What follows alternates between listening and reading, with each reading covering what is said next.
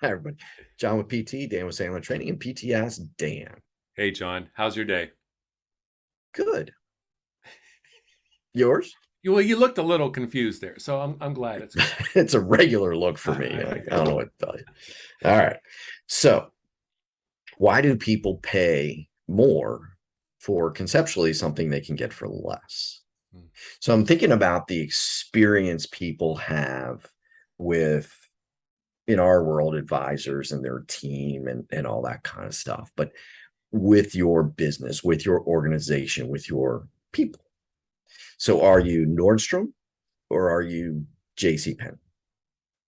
Are you the Ritz or are you Marriott?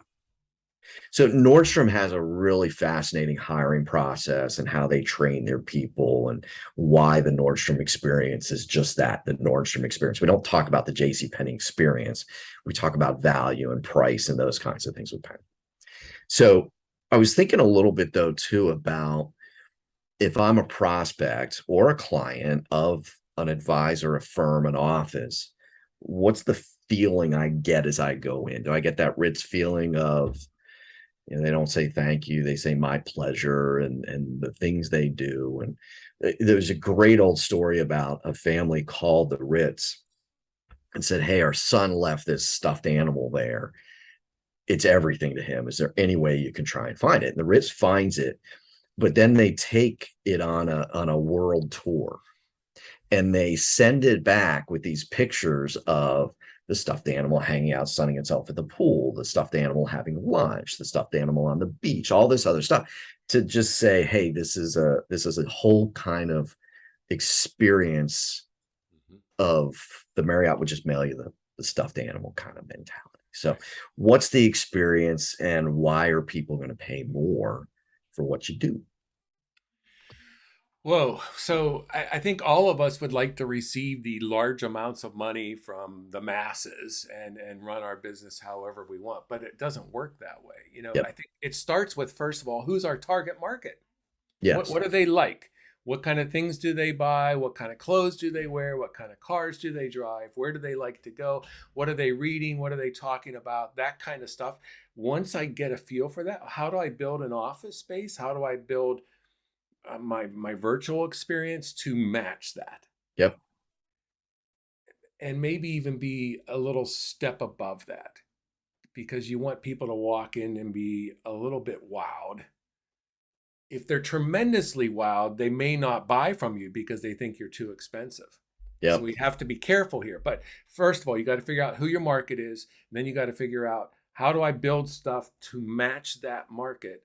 And then I have to figure out how do I talk and walk to be able to match that market as well. And Yeah. it's all an act. Let's face it. It's like those movie sets, where you have the house built up, but behind it, it's just these little wooden planks because there's nothing there. Right? Yep. It's kind of like that, but that the facade, I guess, is what I'm trying to say. Yes.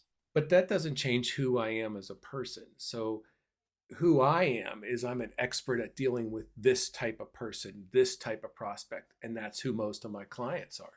Yeah. And I think maybe I positioned that a little bit in a favoritive kind of way that I didn't mean to do. So I'm comfortable staying at a Marriott. I'm comfortable shopping at TJ Maxx and being wowed by the fact that I can get a pair of nice Under Armour sneakers for $20. I mean, there's nothing wrong with some of those kinds of things. And that goes to your point of understand your audience and who you're trying to attract.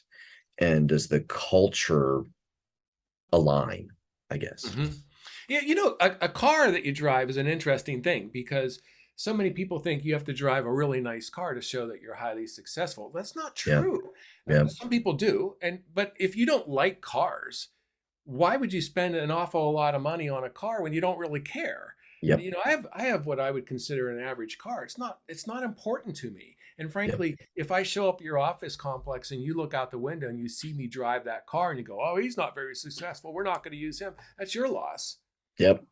Because there are equal number of people that would look if I had an expensive car and say, "Man, that guy charges an arm and a leg. I'll never buy I'm from him." not interested in funding the next vehicle he's going to buy. Yeah. Right. At the end of the day, you Yeah. got to be yourself. But more importantly, you got to know who you're going after, targeting, and how do you interact with them. That's way more important than anything else.